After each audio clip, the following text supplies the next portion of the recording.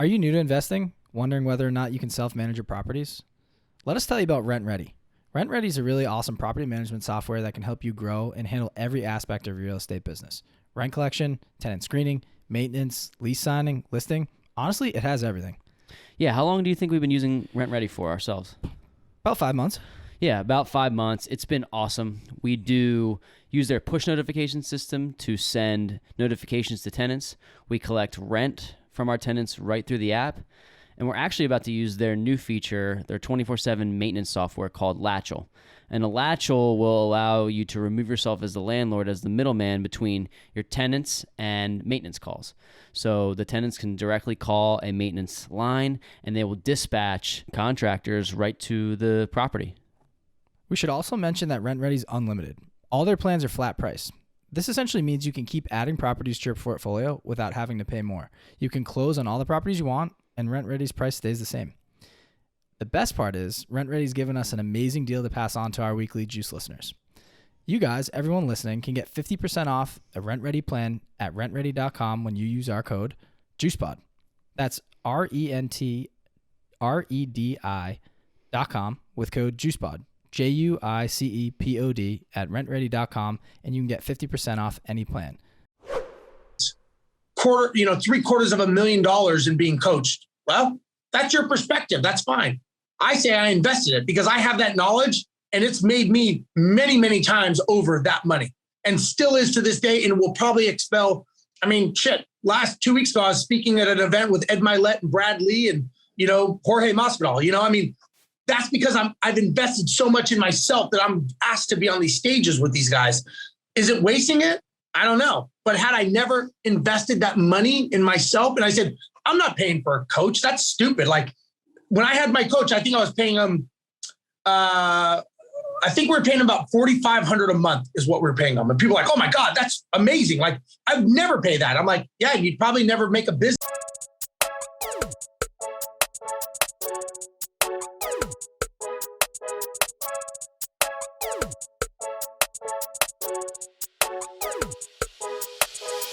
Welcome back to the Weekly Juice. As always, Ryan and Corey here with another episode for you. Today we have on special guest Steve Rozenberg.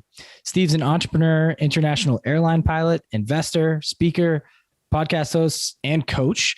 He's created the fastest growing property management company in the state of Texas and has personally managed over 1,000 properties in his time as an investor.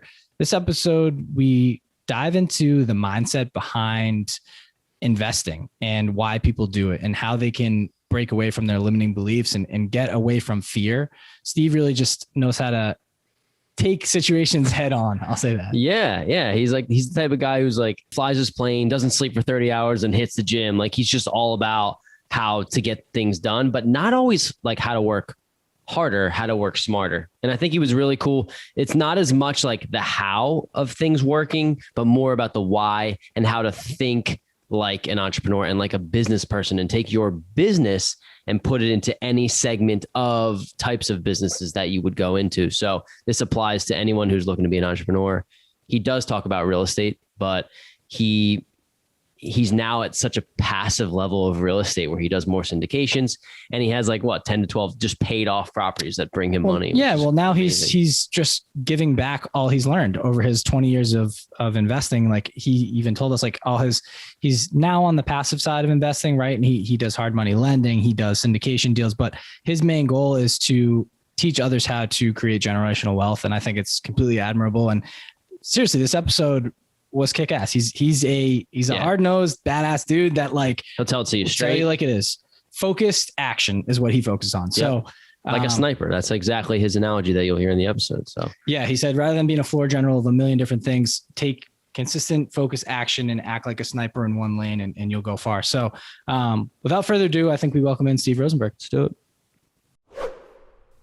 All right, Steve, officially welcome to the Weekly Juice podcast. We are thrilled to have you here and have you drop some wisdom on our listeners.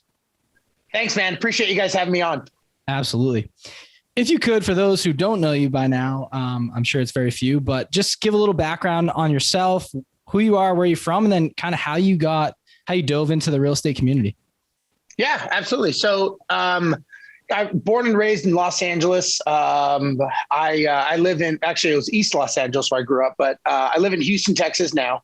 And, I never really, funny, I never really wanted to be in real estate. I never wanted to be a speaker, educator, none of this stuff. Like all I ever wanted to do growing up was to have a job. And the job was to be an airline pilot.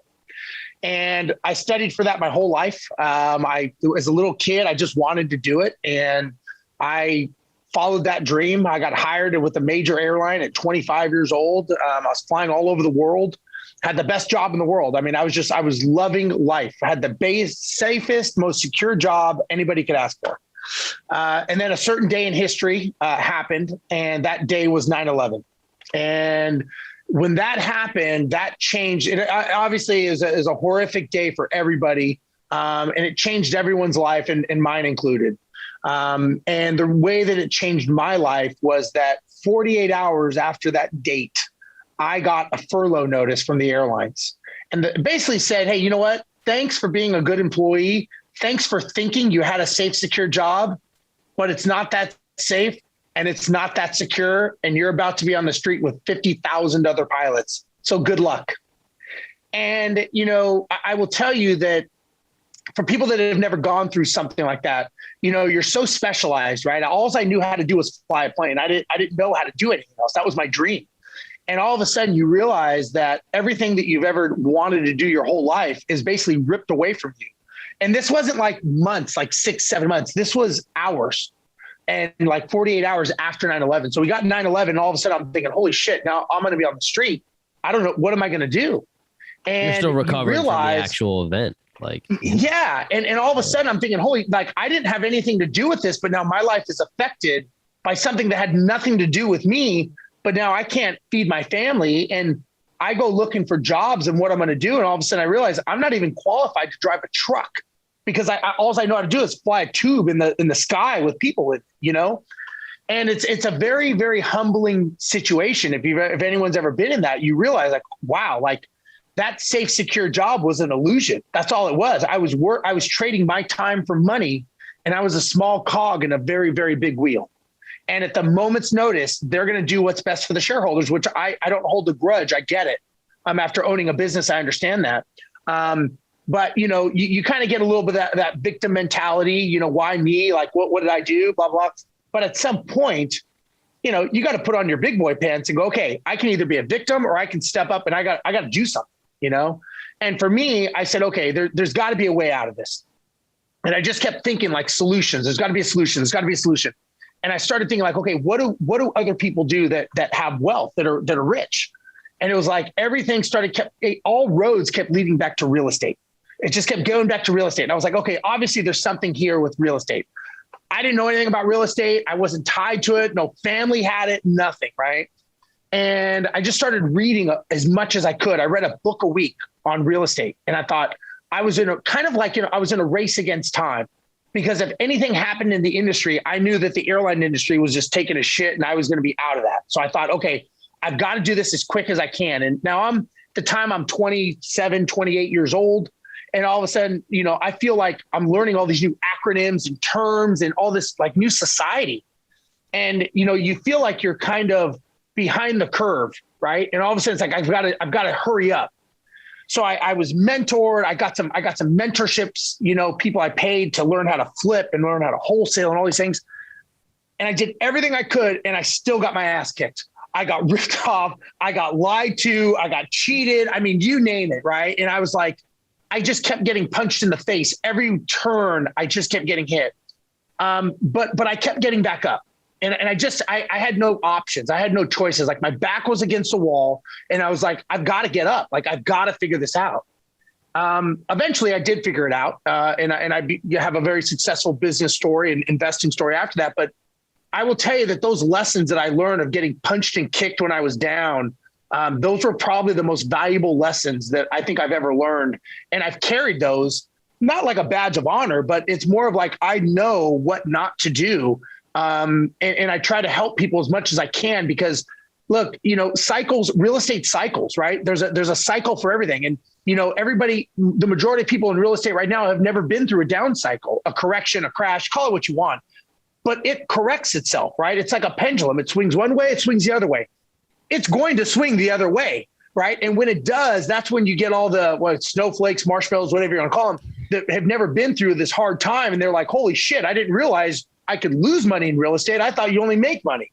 And so I've learned a lot of lessons that I really try to share with people. And, we can talk about my management company and all that stuff, but I really just try to give people back as much as I can to try to help people avoid what the mistakes that I made.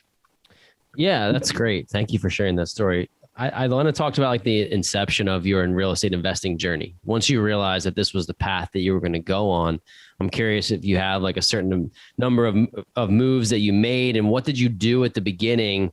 I know you said that you hired some mentors.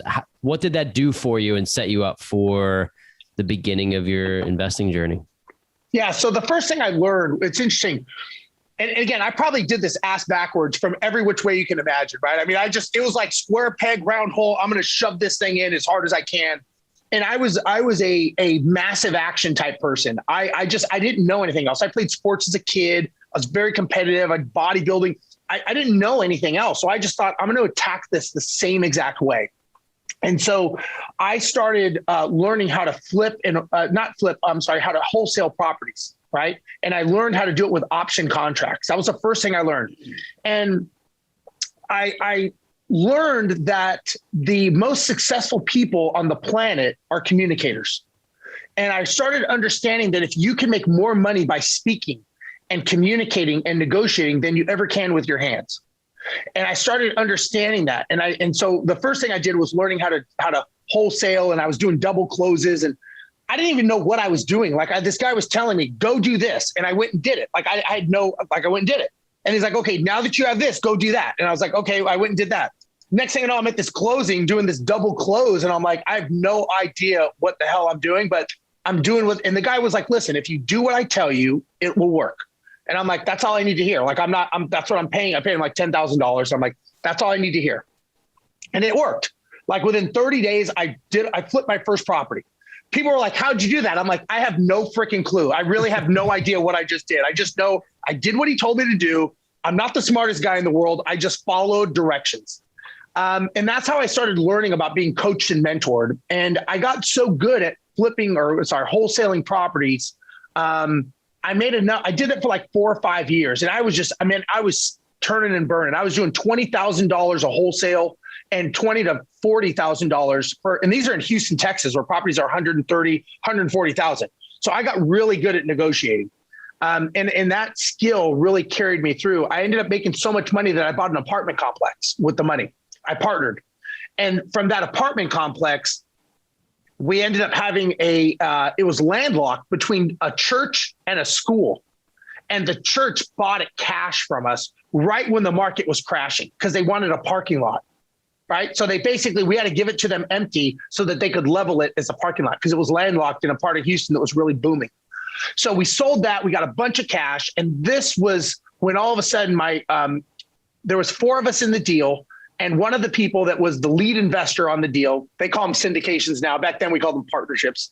But basically he was the lead investor. And he's like, hey, if you show me how to flip or wholesale, I'll show you how to manage properties. And so it's always the grass is greener, right? I'm like, deal. So I'm showing him how to wholesale these properties. And he's just like, I can't believe how much money you're making doing this. And I'm like, it's all in the scripts. It's all in the negotiation. That's all it is. It's in the position. And at first he didn't believe me. He's like, there's no way. And I'm like, I'm telling you, man, this is how it works. Right. And so what happened was he's like, okay, let's start buying some rental properties to keep. And so he says to me, he's like, hey, I found these properties. There's tons of them out here. Right. And we can get as many as they want. And I'm like, okay, well, what's the deal? He's like, they're called low income, high cash flow properties. And I'm like, well, what's that? And he's like, well, we can get them cheap and they make us a lot of money. And I'm like, well, why buy one? Let's buy as many as we can. So we buy like 20 of them inside of like a year, right? I mean, we're just blowing and going. And then we realized why people don't own low income, high cash flow properties because on paper, they're high cash flow. The reality is they're not. And all of a sudden people started calling and they wanted things, maintenance, problems, this, that, can't pay their rent. These people are tenants, right? And now when we had the apartment complex, we had an apartment manager. Well, all of a sudden we took a step down. We're buying these properties, and it was like all these bubbles started bubbling, and we're like, uh-oh, like we may have done something wrong here. Like this isn't a good feeling. So like any two guys that think they're the smartest people in the world, we think, okay, you know what we'll do? Let's buy more of them. So now we have like 35 of them, and it was like gasoline on the fire, and it just exploded in our freaking faces, man. And it was like the worst time in my life. I've got tenants. Our average vacancy rate, our average tenant time was 8 months. Our eviction rate was 30%. I mean, it was, excuse my language, it was a shit show of anything. I mean, it was a horrible situation. Sleepless nights. I can't pay the mortgages. And I'm thinking, what the hell am I doing? Like, what happened here? Like, we went off the rails totally. And we finally got to a point. I even wrote a book on this story. It was so bad. I mean, people are like, you guys should write a book. Like, I can't believe what you guys are doing. Like, we had vehicles that were hijacked semis that police were raiding the houses, and they were getting the hijacked semis in our rental properties. I mean, it was unbelievable. The craziest thing about this whole story is that the comeback from it. Like, you know, most people take this and they're like, I'm not getting close to real estate with the 10-foot pole. Right. But that's clearly not what you did. So like, I think that's the coolest part. Like, you have this story to tell, and now you have a successful business and you're an investor that is really successful from it. So. It got so bad that my wife said, if you buy another one, it better be nice, because you will be living in it, because you suck at buying houses and you need to stop. I was almost like an addict of buying crappy houses. It was like, I kept in the lesson here for people watching is, I had this tunnel vision that I thought I could fix it. I kept thinking I can fix the problem. Like, I just need to work harder. Well, working hard doesn't fix anything. It just makes you more tired. There's no correlation to hard work and success, I've learned. And so I just kept thinking, like, and finally it was like a snap. Like, okay, you know what? This is not working. We had like 40 of these houses. We had some other ones, but these 40 were just, I mean, they were taking up 90% of our time. It was a drain. It was like a life suck out of us. And the one thing I tell people is, it's one thing to have properties losing money. It's a complete other thing to have the mental stress and the strain of going through the sleepless nights of thinking, I did this. Like, I put my family in this situation. I am the reason this is going on. And so you're trying to figure out a solution, and it's not working, and it's not working, and it's just getting worse. And it's like, real estate is very slow. So you did something 9 months ago, you don't see the repercussions of it until 9 months later. So the shit that we did a year ago was barely creeping up on us. And so it was like a wave. We couldn't stop it. And so finally what happened is my business partner, we finally said, okay, like this is it. This is enough. And we said, okay, we're either going to hire a management company, we're going to self-manage them, or we're going to sell them. Like, these are the options. This is it. So we're like, okay, I like that. So we can't sell them because this is in 2009, 2010, when you can't get a loan, right? So that's not an option. Can't sell it. Okay. So it's either management or self-management. So he says to me, you know what? Let me call some management companies that I know. We know a lot of investors in Houston, management companies. He's like, let me call some companies that I know. Let me talk to them. Let me see who we can give them to. I'm like, okay, fine, whatever. So he calls me up like a week later. He's like, man, we got a problem. I'm like, did we buy another one? Because I'm gonna have to fucking live in this thing if we did. He's like, no. He's like, nobody wants them. I'm like, what do you mean? He goes, nobody will take them. I'm like, what do you mean? Yeah, to manage. I'm like, what do you mean nobody will take them? He goes, they said they're too much trouble and we'll never make money and we'll be bankrupt in 6 months if we hand them over. I'm like, dude, you told me these were fucking winners. Like, are you kidding me? He's like, I don't know what to say. He's like, we got a problem. I'm like, yeah, we do. So we do. Yeah, we do. So basically, we end up sitting down and saying, okay, you know what? We're obviously not the smartest people in the world, but I'm an airline pilot. He was from the IT world. And we're like, we can figure this out.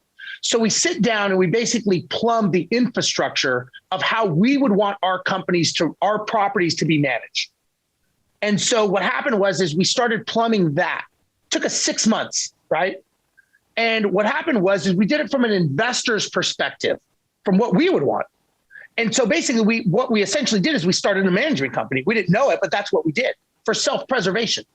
And then what happened is all of a sudden we had other people approaching us because our properties finally stabilized. They never made us money, but they stabilized and stopped bleeding us to death.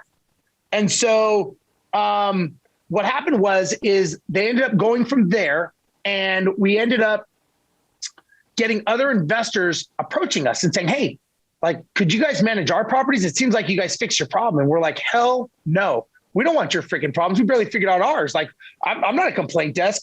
But what we realized is we said, you know what, maybe there's something here.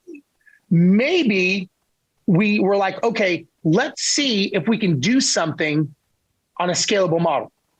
So the first thing we did is we went to a business coach, and we told him what we did. We told him where we were, all that stuff. And we're like, do we have a business? And he's like, well, you have marketability, you got scalability, you got opportunity. Yes, you guys have a business. You two are not the sharpest people, and you will be bankrupt in 6 months. So we're like, second time you heard that. Yeah, exactly. I'm like, there's a pattern here. So we end up hiring him. So we hire our business coach on the spot, right? And I'll kind of speed up to the process here. So this guy, basically, we stayed with him for 7 years, and we scaled this company from 0 to 1,000 properties in 7 years. We were the fastest growing property management company in Texas. We won national awards for best marketing. We were operating out of 3 cities. We just hit the ground running. And because we ran it like a business, not an investor, not a property manager, we ran it like a business and a business model. And we ended up growing it, scaling it, multi-million-dollar company. And we ended up selling that business to a larger venture capital backed company, exited, took our money, and then we started doing, other stuff, in the real estate world. But that's kind of my story, basically. That's incredible. Yeah, that's awesome. So today, we kind of know where you are after you sold the business, but what's your portfolio look like today? Do you have any buy and hold specifically? What are your hands in now, aside from coaching, mentoring, et cetera? Yeah, I end up, I still have some portfolio stuff. I've really scaled down my single family, probably about a dozen or so properties, not much at all. I am in some much bigger deals of some land development. I'm in a big mobile home park fund. I just got into a big self-storage fund in Boise, Idaho. So I'm kind of, I don't know if you call it my age or whatever you want to call it, but I'm kind of trying to take my money and do it more passively. Where I'm at, sometimes I loan money to people, private money, or they'll say, hey, Steve, we want to do a deal. Can you guide us? And we'll give you a percentage of the deal. So it's kind of like, I'm kind of using my brain more, I guess you could say. Maybe call it being lazy. I don't know what you want to call it. So I don't want to go out there and grind it out and hammer and nail it and all that kind of stuff. So I'm kind of doing more larger scale stuff of investment strategies, I guess you'd say. You're working smarter, not harder. There you go. I think that's a good way to put it. I'm definitely working smarter for sure. I'm doing a lot of coaching. I'm mentoring people. I've got a whole educational platform. I'm trying to help people more what I didn't have. I guess I'm trying to give back. I don't need the money. I'm an airline pilot. I've got a lot of real estate. I'm fine, right? I'm trying to just help people give back as much as I can, because I think that's lacking in this industry. I don't think there's a lot of people to give back as much as they take. And I think it's lopsided. I think that's one of the problems with this industry. This is kind of the Wild West. There's no rules. There's no processes. There's nothing. That's great, right? You can structure a deal whatever you want. You can do whatever you want. But that's also the downside. You can do whatever you want. You can structure whatever you want. The barrier to entry is so low in real estate.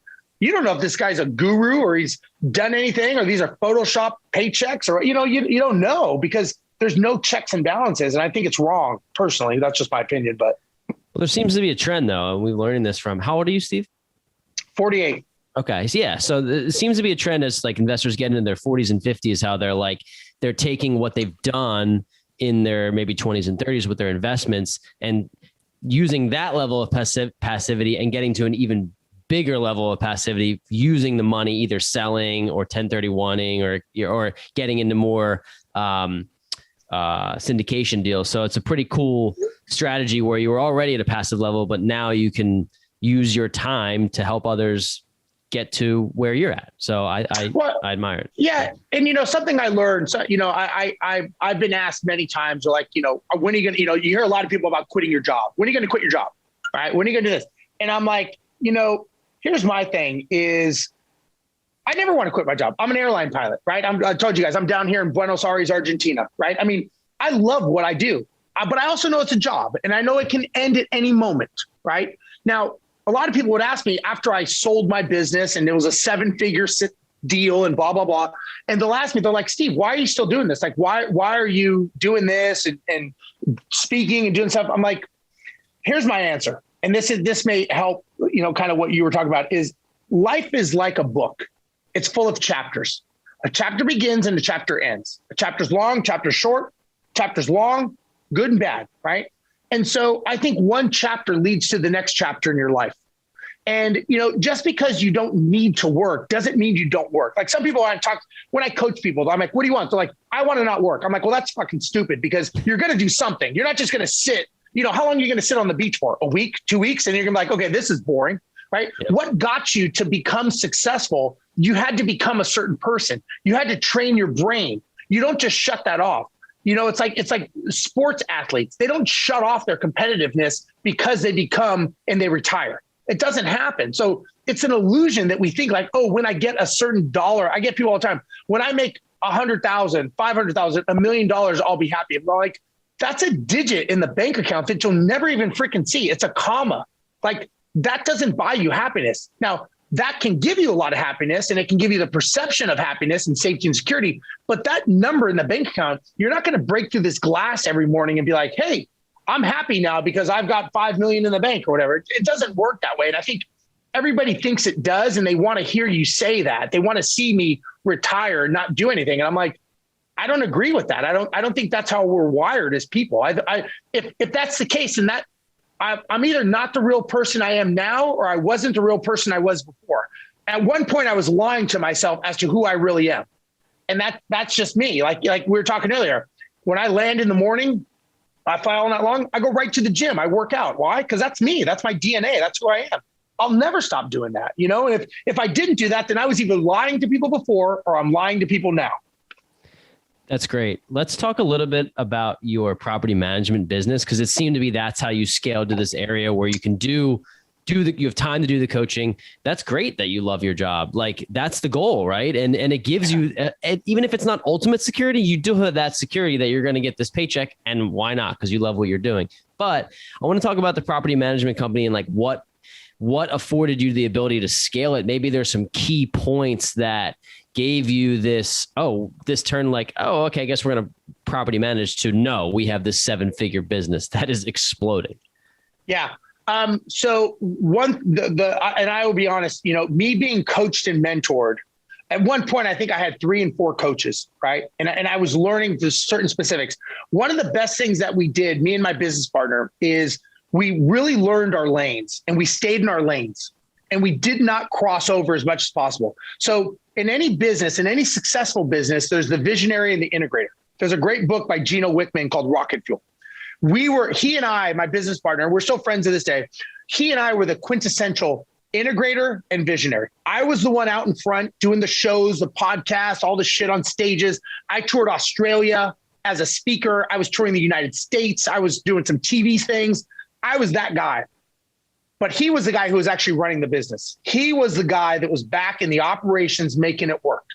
And for any business to start and be successful, you always have to have that 2 integration. You have to have the visionary and you have to have the integrator. That's number 1. Number 2, we knew the goal of the business. So I'll give you a quick example. When one of our coaches, and he ended up being a business partner with us, very, very successful gentleman named Brad Sugars, he was speaking at a very large event. And I happened to be, we're after the event and we're drinking beers and I'm sitting next to him and he's like, so Steve, when's the date? And I'm like, date for what? And he's like, the date you sell your business.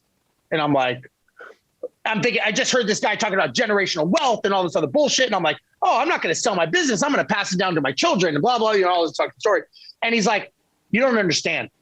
He's like, the definition of a business is a commercial profitable enterprise that runs without you and has a sale date. The reason it has to have a sale date is it needs to be a saleable asset, which means it does not involve you to be involved in it. If you have to be involved in it, you own a job. You don't own a business. So when will this be a saleable asset that you don't have to be involved in? Not saying you have to sell it, but it's got to be operating on its own.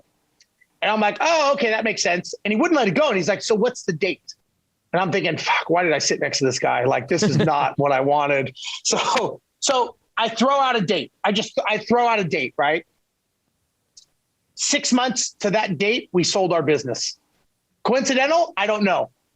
But we ended up, I don't know what you call it, serendipity, whatever you want to call it, but we did. So what I've learned is that if you want to scale your business, you've got to have a destination. You've got to have an end date. You've got to have a goal. It's got to have a date on it. It's got to have a number attached to it. One of the things that we learned was we had to have roles and duties. So every business, right, property management company, doesn't matter what the business is. Any business runs this way. You have marketing, you have sales, you have operations, you have accounting, and then you have IT. Those are the pillars of every business, and you need an organization chart.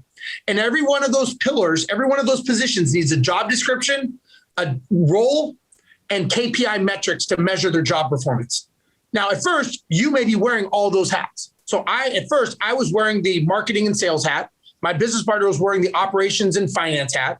And then we started saying, okay, what do we suck at, or what are we not good at, or what do we outsource? One of the first positions we hired was a marketing person. Most people think otherwise. They think, oh, you hire an operations person. Here's the thing. If your phone's not ringing, you're going out of business. You just don't realize it yet. Yeah. So we learned from running a business from a business perspective, we need a marketing person to make the phone ring. Marketing person makes the phone ring. Salesperson answers the phone. Then it goes to operations. And so we then accounting, right? So that's how we learn. But every business that you do, I don't care if you're flipping a house, I don't care if you have a rental, it doesn't matter. They all run under the same chassis. And so that's one of the things that we realized was we have to look at it from an outsider perspective. And we have to realize that we are not the smartest people or the people that should be doing all the tasks and duties. We're not the people that should be doing it. Other people can do things better than us. We got so good at leveraging our business that 60% of our company was run with virtual assistants out of Mexico. So we were able to take our cost structure from a 59% of revenue for payroll to 33% of payroll just by outsourcing to Mexico. We got so good, we actually created a company that we started outsourcing for other people because we got so good at identifying and finding people. You talked a lot about coaching and mentors throughout the podcast so far. And it's like, at what point does someone go hire a business coach for $10,000? You know what I mean? Like I hear a lot of you mentioned, you goofed that you're not the smartest guy, but it seems like you got your head on straight and you know what you're doing. At what point do you recommend someone else lean on another person and say, and actually give them cash to help elevate their business? That's a good question. And that I would say it's different for everyone. I'll use an example. The quick answer is immediately. That's my quick answer. I've probably invested, I'm going to guess, about $750,000 in coaching to date. It's probably how much I've invested in coaching. Now, wow. It made me multi-million dollars. Is it worth it? I would say so, right?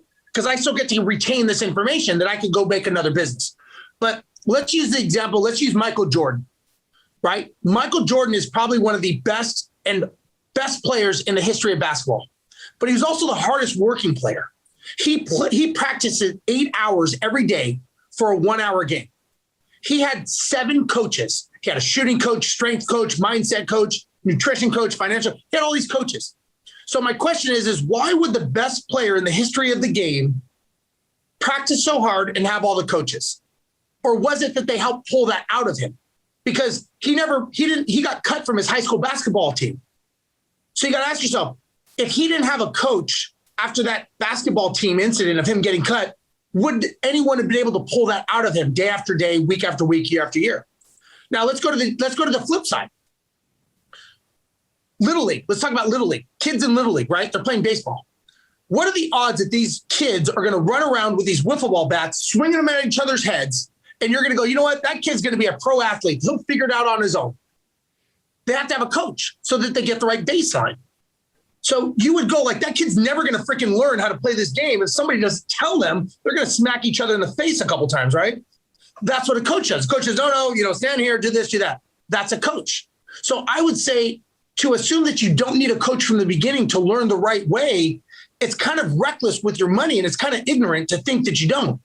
Because you know that a kid in Little League is never going to make it to the pros unless someone's guiding them. You don't get to the pros and then get a coach because you'll never make it to the pros. So to answer your question, and again, maybe I'm biased because I've done it. I'm a big believer in being coached and trained and mentored. But I just think a lot of it is accountability. It's asking someone other questions. And I think it's important. And I'm a product of it. I'm an airline pilot. I'm not the smartest guy in the world, but I built a 7-figure business because I was coached and talked to by the right people.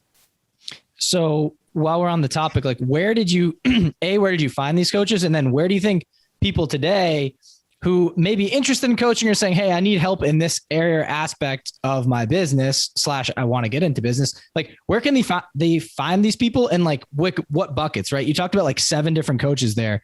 I'm thinking of like maybe specifically for us where, we have a real estate business, but like we've been taking everything on ourselves right now. Like, do we actually need a coach? And in what area do we even need it in? Like, you don't know what you don't know, I guess.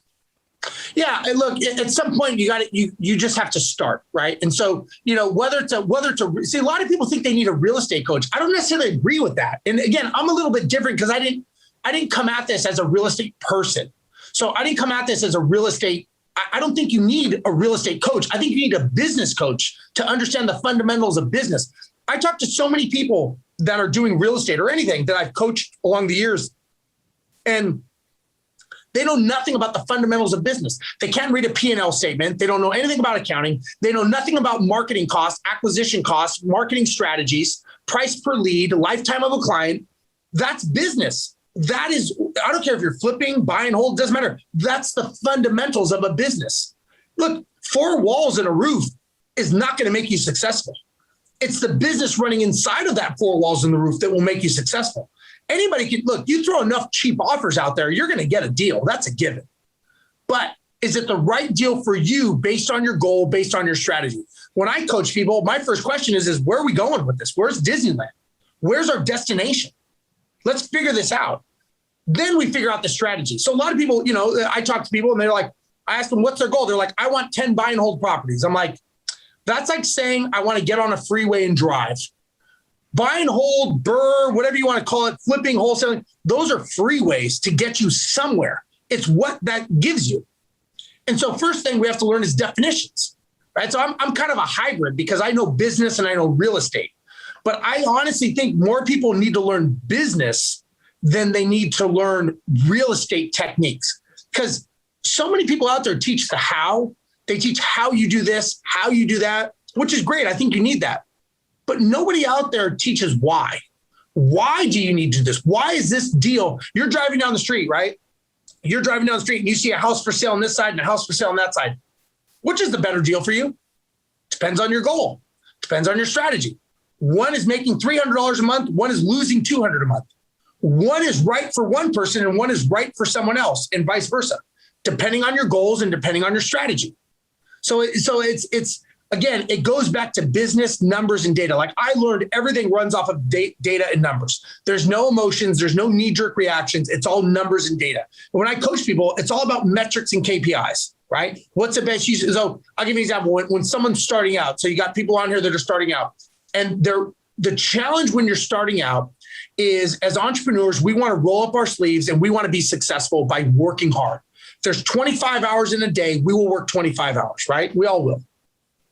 The problem is the majority of people fail, not because of hard work, but because they don't know what they're doing. They don't have a plan. So hard work does not guarantee success. Planned action, focus, and intention, being more of a sniper than a general, just throwing shit out there. That's what gets you successful. Then when you go from there, you got to start figuring, okay, what is it that is the best use of my time and what is not the best use of your time? So what I've learned with a lot of new people that I've worked with is you want to do everything, but it's really the successful people. It's a deselection process. You have to start deselecting who you talk to, what you do, what deals you look at, and you're deselecting based on your goal. So it's not a, hey, I'm going to do all these things. It's like, what am I not going to do today so that I can do the 1 or 2 things that is actually going to be the most productive?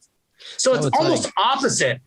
Doing less but better kind of thing in a sense. Yeah, doing less but more effective. Exactly. I got a hypothetical for you because I think a lot of people, so we talked to or many of our listeners are in the financial independence, retire early community. And you can essentially by factoring in your expenses in a year, you can factor in how many properties you'll need with cash flow to cover those expenses, right? So let's just say you have $50,000 to $60,000 in expenses yearly, and you want to build a portfolio to pay for those expenses. And then you're technically financially free, right? Like everything else you have from your W-2 job or elsewhere is just icing on the cake.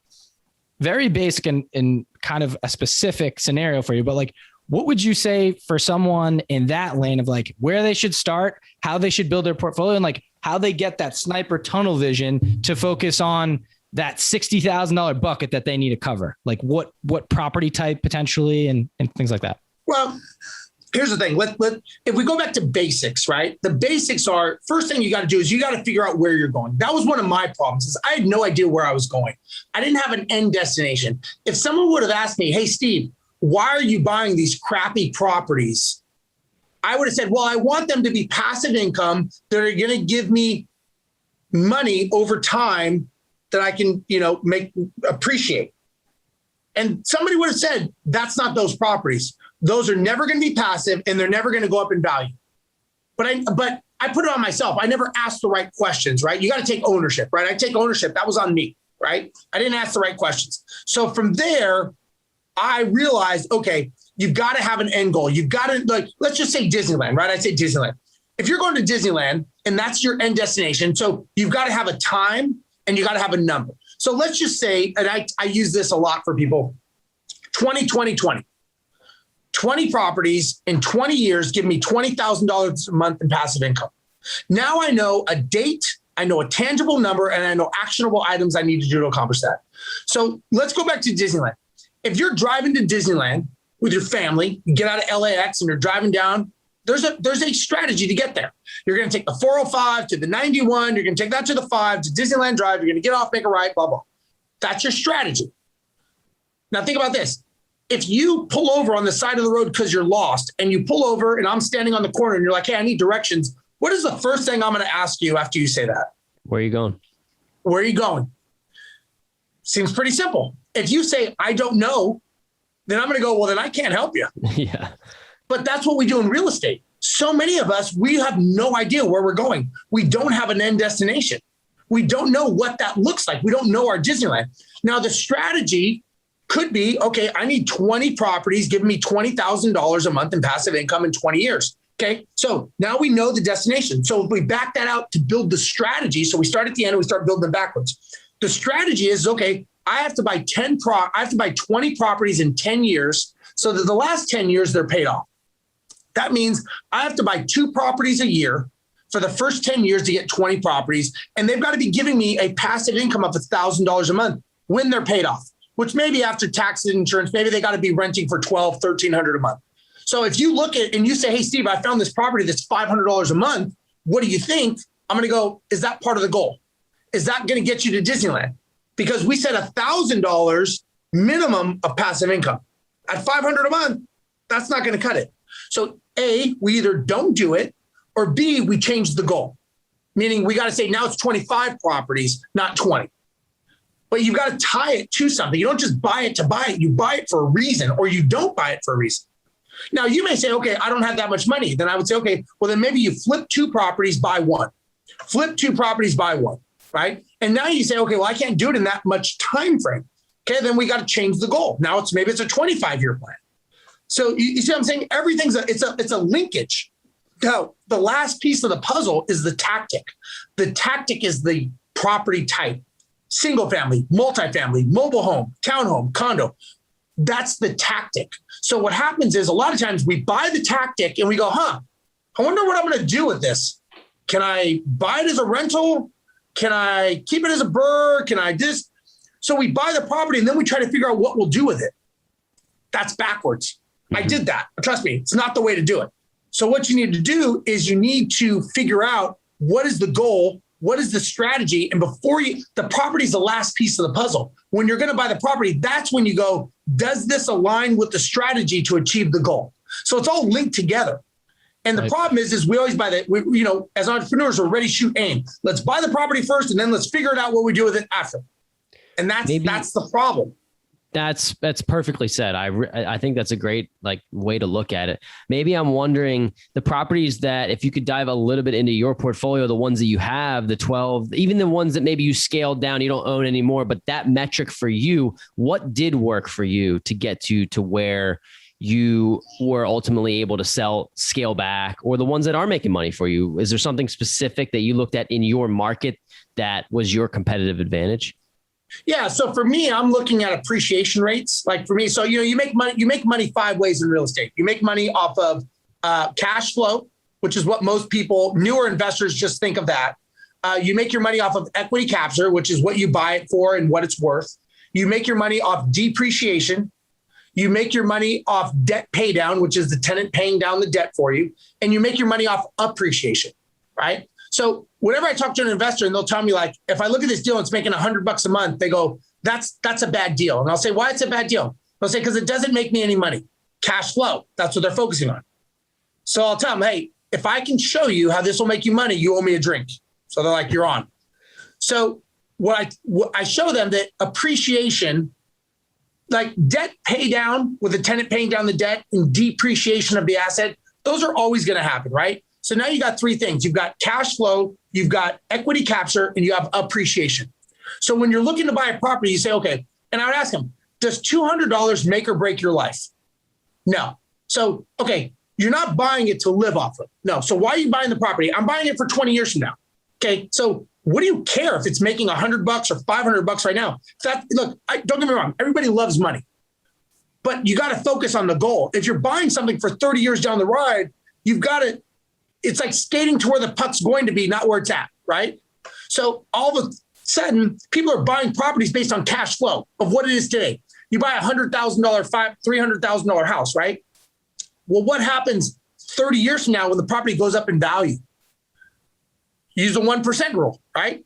All of a sudden now that house is worth $900,000. What's the rent when you have a debt pay down to 0 and you've depreciated the asset?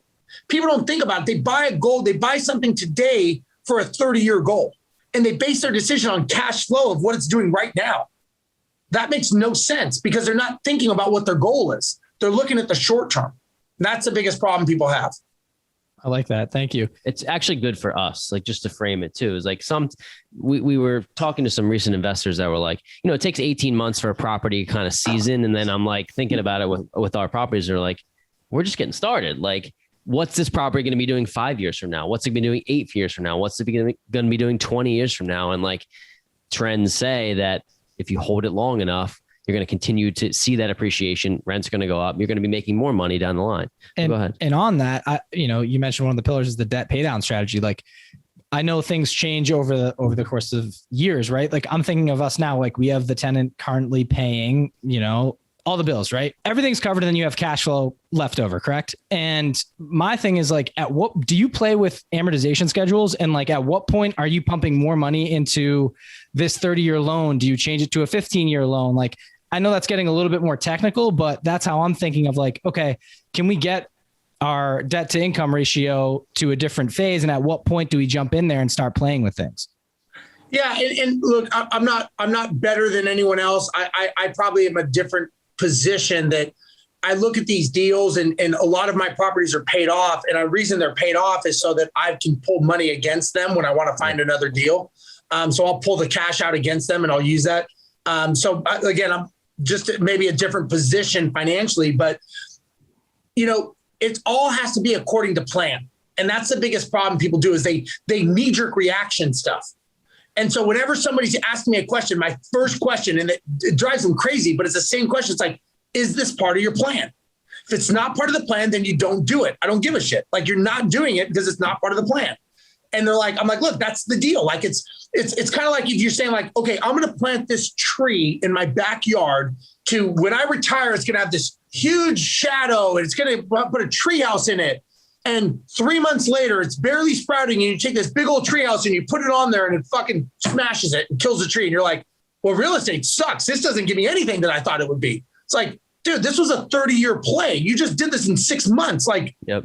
Why would you think it's going to work? So, the challenge with the now society is everybody wants it now. Look, real estate is a slow burn, man. It is a slow marathon play. It is not fast. A lot of people try to do these fast things. And look, I'm not saying they don't work. They do work. That's just not me. I mean, I'm just not into that. I'm conservative with my real estate. I get into partnerships with people that are successful. I loan money to people that I think are going to give me the best chance of getting my money back. I coach people. I get them on the mindset, but I don't think that there's a right or wrong way. You just got to make sure that you're staying true to your course. That's the most important thing. Cool. I have a couple one-hitter questions for you too. I don't want to get too scattered here, but I've heard you mention a couple times that there's reasons to walk away from a deal, right? And people get so excited and their emotions get wrapped up in each deal when they're like, all right, I'm building my portfolio. At what point in the deal process do you say, hey, listen, like you should walk away, even though you want this deal? Absolutely. The numbers and the data dictate the deal without a doubt. And I learned this lesson many times. You know, the challenge in real estate is if you don't have someone helping you, you can sway those numbers to look however you want. And that's a challenge. We can make them say and do what we want them to. And that's scary. That can be very scary. You never, ever make a decision based on your gut feeling, based on time in the deal, based on emotions. I have never met anyone that made a knee-jerk reaction or emotional decision in a business setting and they said, I'm glad I did that. That worked out correctly. So to answer your question, if there's a red flag popping or there is a problem in the deal with the numbers and the data, there's a reason. It's telling you something. It's your job to interpret what those numbers are telling you. But the numbers are telling you something and the data is telling you something, and you have to heed and respect what it's telling you. How do I know that? Because many times I didn't do it and I ignored them. And it was like, it bit me every single time, man. Cool. Thank you. Also heard you say cheaper is not cheaper. I'm not sure if you're talking specifically on your first couple of deals there with the tenants specifically that you had, but what do you mean by that when someone says, I'll go to the cheaper route? Yeah. Look, I grew up in this industry, bootstrapping it, trying to figure it out, trying to make things meet. And so a lot of times we would hire the cheap contractor, we'd hire the cheap vendor, right? And we would try to do things where we would do it ourselves and we would hire a professional. And almost every single time that ended up biting us. And it actually cost us 2 to 3 times more money just by trying to save money. And so we ended up realizing, like, you know what, like, I'll give you an example. Let's say there's a plumbing problem and we got a guy who's a plumber, right? The chuck in a truck guy, right? And he comes out and he fixes something and doesn't work right. You got to come back. Doesn't work right. Got to come back. 3 times the guy comes back, right? Now he's pissed off the tenant. It's taken my time. He's charging me more money. When I could just hire a plumber the first time, he would have been there, been done with it and gone. So everything in life I've learned, whether it's hiring contractors, property management companies, coaches, whatever it is, you have to realize it's all about investing. It's not spending. The biggest word that I think is mistaken is the word spending. We think we're spending money on things. You're not. You're investing. People would say, like, you're crazy that you spent $750,000 in being coached. Well, that's your perspective. That's fine. I say I invested it because I have that knowledge and it's made me many, many times over that money and still is to this day and will probably expel. I mean, last 2 weeks ago, I was speaking at an event with Ed Milet and Brad Lee and, Jorge Masvidal. That's because I've invested so much in myself that I'm asked to be on these stages with these guys. Is it wasting it? I don't know. But had I never invested that money in myself and I said, I'm not paying for a coach, that's stupid. Like when I had my coach, I think I was paying him, I think we were paying about $4,500 a month is what we were paying him. And people are like, oh my God, that's amazing. Like I'd never pay that. I'm like, yeah, you'd probably never make a business that you could scale up and sell either. So it's all relative. Yeah. I think it's based on everything you said in the episode, like you're not only investing in real estate, but you're investing in others and investing in yourself, which is, and you're putting money towards that. Where your money, where your mouth is. I see you have a slogan, or I guess like words you live by. It says like invest with purpose. What does that specifically mean to you? It just means that when you're doing something, do it with intention and focus. Don't just do it because you're doing it. Like a lot of us, we do shit because we think we should do it because Instagram likes it. And, it's in favor. It's the flavor of the month. I'm a big believer that whatever you do it with focus. You go to the gym, you work out, do it with focus. I don't give a shit what it is. It's not just real estate, but have some drive in what you do and have some intention with what you do. And I don't think a lot of people have that. I don't think people stick to things now enough as much as they could. And I think they could be much more successful if they slow down so that they could speed up. And I tell people that all the time. I'm like, you got to slow down to speed up. Just slow it down, take a look around, figure it out, and then go from there. And I think you'll be much more successful by doing that. I think that goes back to your sniper versus general analogy, right? Like you pick your specific battle, stay in your lane and kind of narrow in, and then you can get broader and kind of work on the business outside of that. Absolutely. One last one for me, and then I'm sure Corey has a bunch, but you also mentioned that there's a difference between working in your business and working on your business. And I've heard you recommend that people spend a minimum of 4 hours a week on their business. Can you explain what I tried to have this argument with a few of my partners, and not really an argument, but just the conversation. Like, what does that specifically mean on your business versus in? So think about if you own a business, right? Whether you own rental properties or you're flipping, whatever, working in the business is working deals, looking at deals. That's in the business.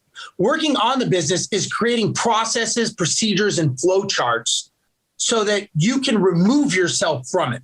So it's like, okay, you start looking at tasks and duties. And again, I recommend 4 hours a week. That's how I was trained. And you've got to set that time aside so that you're working, systemization of your business, right? A business is a repetitive task done over and over again to perfection. That's all it is. And so you have to realize that you've got to learn to constantly be tweaking your business. And the only way you can do that is to step out. You get the 5,000, 10,000 foot view. And that is how you focus on working on the business, creating job descriptions, duties, position contracts, KPI metrics. And then let's say you own the business with someone else, a board of directors meeting where you guys set aside once a week and look at these numbers and see what the numbers are telling you to make decisions. So as the CEO of a business, which is what you are, even if there's two people, you're still the CEO, you have to learn that your job is to be the visionary, to lead the other people. If you're not doing that, somebody's got to lead the ship. Somebody has to be in charge of the situation. If it's not you, it's going to hit the rocks, right? That's working on the business. Working in the business is when you're there rowing and rowing and rowing. Working on the business is sitting up on top going, hey, there's some rocks over there. We better go a little bit right here. Otherwise, we're all going to crash. So that's working on the business. Does that help? Yeah, definitely. And it kind of brings me, I think you mentioned this before, is like, it's the landlord versus investor mentality, right? You're in the business when you're a landlord, right? You're working on the business as an investor to pull yourself out of it and making it passive. So I love that too, because being a landlord sometimes is not a lot of fun, right? And you can get caught up in that in the day to day. And like, you're like, why am I fixing these problems that I could hire out other people to go fix them and use my time? I think about this all the time, effectively to go buy more deals, or also to plan where I'm going. If I'm going to Disneyland, how am I going to get there? So I really like the investor versus landlord type of analogy. So we want to talk about your international speaking and your coaching and just talk about the business that you offer your clients and what you feel like that separates you maybe from. You are the coach that you are telling people now to go hire, right? In a way. So it's like, how did that come to be? And what do you offer? Yeah. So I started, when I had the management company, I started doing a lot of speaking and I got recognized, and I started traveling around the US as a speaker, teaching people how to do their business, real estate, property management. And then I did 2 tours throughout Australia as a speaker. Did a lot of other stuff. I wrote a book. But basically what I teach more about now is the mindset. So I talk more about the why, right? Everyone teaches the how you flip, how much per square foot, this and that. I'm teaching people the why. Why should you do this and why should you not? And so what I do, like I said, I have a weekly mastermind that I do, like you said. I've got an educational course that I've got on Lightspeed platform, which is Brad Lee's, which is the same as Grant Cardone and Tony Robbins and all these people. And it's an interactive educational platform, top-notch level, Hollywood production filming of me teaching like how does somebody just go from 0 to 1 properties? Like just get to 1, right? Let's forget about these syndications and how do you get to 1? And what's all the negative self-talk that goes through your head to just get that 1? And what are the actionable item steps that you have to take to get that first deal? And then once you get the first deal, how do you get 5? Because you have to change mentally and you got to do different things to get to 5. Then how do you get to 10? How do you get to 20? Then how do you get to syndications? How do you learn what hard money is?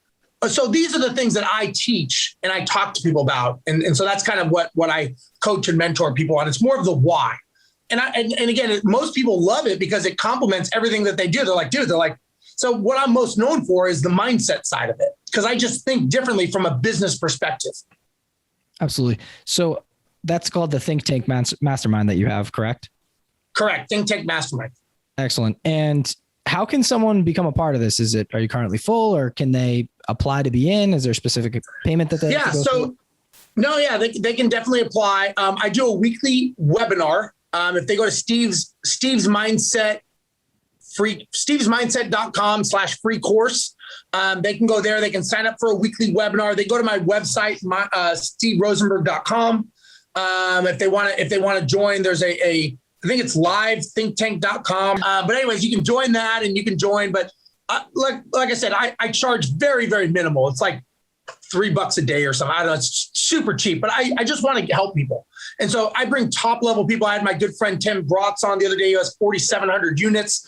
I bring people on, high level people, AJ Osborne, people that are big players in the industry, because they know me, they're personal friends of mine, and they want to help. And they know what I'm doing. They know I'm not doing this for money. They know I'm doing this to help educate. And I'm bringing people that they could never normally have a conversation with into the realm that they can ask them questions. And to me, that's what I enjoy doing. I think that's excellent. I've seen on your Instagram that you do mini clips from some of the masterminds, and I think they're phenomenal and very helpful. It's nice. It's a nice teaser trailer, but you do give good nuggets in there too. So we'll plug your Instagram at the end too, where people can get a lot of information. Appreciate it. Thanks for that. Yeah, it seems very intriguing and exciting. So just to get in, we talked to a bunch of people about getting in the rooms with millionaires or people who they want to become one day, right? And so exactly. I think it's a perfect opportunity for that. So that's incredible. Yeah, I think one of the last segments of our show is called the Core Four, and we're going to ask same 4 questions.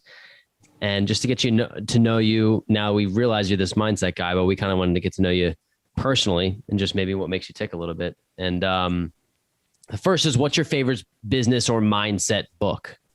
I say mindset because we haven't asked anybody about mindset books. It's mostly business or real estate. 10X from Grant Cardone was a really big book for me. I really enjoyed that book. It made me think a lot bigger on mindset. Also, Gary Keller's The One Thing was also a very good book. So Grant Cardone is big, do a bunch of shit. Gary Keller is do one thing. So they're almost contradictory, but if you get the right recipe, it actually is pretty interesting to do both of them. Great. Excellent. I did have one for you too. Do you have a favorite specific, like you mentioned KPIs and like running like core business pillars? Many people give us recommendation for real estate books. Do you have a business book that maybe covers all the basics that say, hey, listen, read this, you'll learn how to run a business? Man, so there's a gentleman out there. His name is Brad Sugars. And he actually owns a coaching franchise called Action Coach International, which has about 1,800 coaches. And he's written about 18 books on this. Full disclosure, he ended up becoming a business partner of ours in our business, of our property management company, and helped to scale it with his help. But I would say he was a very, very big influencer of mine. Coincidentally, he was the guy who asked me at the sale date, and we ended up becoming business partners down the road. And which was an honor to, you start elevating yourself to these people, shit happens basically. But I would say any of his books were really, really good. Very, very simplistic, but very, very helpful. That's awesome. It's funny how things come full circle. And I'd say I'll take a guy that's written 18 books on the subject to be a business partner of mine. So you did good. Yeah. That's amazing. Definitely a good guy to know for sure. 100%. Second question is, we kind of covered a couple of mistakes throughout your journey, which I appreciate you talking about them, being so open, but what's been your biggest mistake you've endured along your journey, and what have you learned from it so someone else can potentially not make the same? Yeah, that's easy. My biggest mistake was not having a goal and not slowing down. I just thought if I bull rushed through it and busted ass, that I would be successful. And that's not true. It's just not true. Got it. Cool. You've thrown out a lot of names of people that you've become close with. So I think this question will be interesting. Who is your who for 2021 or the next year or so? And by meeting this person, you feel your life or business will be propelled to the next level. And if you don't have somebody that you're looking forward to meeting, maybe somebody that you have met in the past couple years or so that has helped your business be propelled to the next level. Well, that's a good question. It's funny. I kind of feel like I'm a bit on an island nowadays because I'm kind of stepping into a different realm of speaking and educating out of the real estate. And I've been kind of associating with and getting to know on a level Brad Lee, who owns Lightspeed. And so I've gotten to know him, fairly well. I would say I'm following a lot of the stuff he does because he's almost got $100 million company. So I figured, why not follow what someone like him is doing? And that's I've got another good friend of mine that he was a mentor. And I really like him and I like being like him is a gentleman named Marshall Silver, who's a hypnotist, business hypnotist, has just been a profoundly effective person in my life. So, gosh, I never really thought about that. That's interesting. I'm not sure. I would say those two people have been very effective for me, but I kind of know them. So they're not people I don't know yet. I really don't have anyone I don't know yet that I haven't met, but I did get to meet Ed Milet. He was a pretty cool guy. I spoke in Miami with him. Very nice. He would definitely be someone that I could see getting to know a little bit more and trying to meet and emulate. So that's kind of where I'm trying to go in my life and my model. That's awesome. I can't pass over this one, but can you please tell us what a business hypnotist is? That's kind of incredible. Yeah. So what is he talking about? Yeah. So Marshall Silver, he's been around for years he's a hypnotist, but he also teaches business people. So I'll give you an example. I had spent about $50,000 to spend 3 days with him. Just give you an idea. One of the questions he asked me, he said, "Hey, Steve," he said, could your business, so this is when our business was new and we were doing about 800,000 in revenue. So he said, "Hey, Steve, could your business do $1 million this year?" I'm like, "Yeah, we can do $1 million." He goes, "How about 5? Could you do 5?" I'm like, I don't know. He goes, "How about 10? I'm like, "No." He goes, "How about 50? And I'm thinking to myself, this guy's going the wrong way. Like, I just said no. Like, he goes, "How about 100? Could you do 100 million?" And I'm like, "No." He goes, "Somewhere between 1 million and 5 million, your brain started shutting down. And when you got to 10 million, it was not even an option. And at 50 million, you weren't even having it. And at 100, it was a joke." He goes, "But what you didn't think about is what if I told you that I was friends with Richard Branson, who I am friends with, and he was looking to invest $100 million in a property management company to go global?" He goes, "You would never have seen that opportunity because your brain shut that down. So why is it that you don't think that you could do that? Because it happens. People do it all the time. You just chose not to see it." So that's what he does. He makes you think. I think you just answered your question, who you need to meet this year too, Mr. Richard Branson. Yeah, I'd love to meet him. I did have an opportunity to go to his Necker Island back when it was up and running. I did not at the time, but I wish I would have. So hopefully I will meet him. That's actually kind of funny. He's the head of Virgin Mobile too, right? Correct. For the airlines too? Yeah. That's cool. All right. I got a thinker for you for your last one. Last question in the core 4 is, what do you want your legacy to be? That's a good question. My legacy, I want to be known as someone who helped create generational wealth for my family and for other people's families. So I think as entrepreneurs, I think we can be very selfish. I think we learn all this information. We watch these shows, we do all this stuff, but we don't pass it down to other people. Our loved ones, our wives, our spouses, our children. They know that we made all this, we did all this, but they don't know what our why was. So my son at 14 years old is another story, but at 14 years old, he bought his first rental property, bought his own rental property at 14. That's crazy. Because he wanted the cash summer flow. Jobs. Yeah. Yeah. He wanted the cash flow because he saw what rental properties do. What kind of gift is that when you see your son signing loan docs, knowing like This kid is setting himself up because he learned his why. So how many other people could I teach that to? Who else would want their kid at 14 to buy their own wealth and rental property? Not give him a property. I didn't give him anything. He bought his own. That to me is a value that you can't put a price on. So that's what I want to be known for. It's really cool. It's almost like, I don't know. I just keep thinking about this. Like, I know I could take you out of the game today and throw you somewhere random, throw you in Argentina, right? You got to start down there. And all the tools, resources, and I guess lessons you've learned along the way, you could rebuild up your business. It might be a little different than what it is, but hands down. And if you can teach that to your kids and other kids, it's going to spread like a web. Right. And that's really cool to have as part of your legacy. So I think that's very admirable. And I just think about like, it's almost like a generational gap. I don't want to get like too heavy into this, but like, I think about like my parents and like, there's some other successful entrepreneurs that we've met in their 50s and 60s. And like, maybe they're not entrepreneurs, or they're just business owners in general. And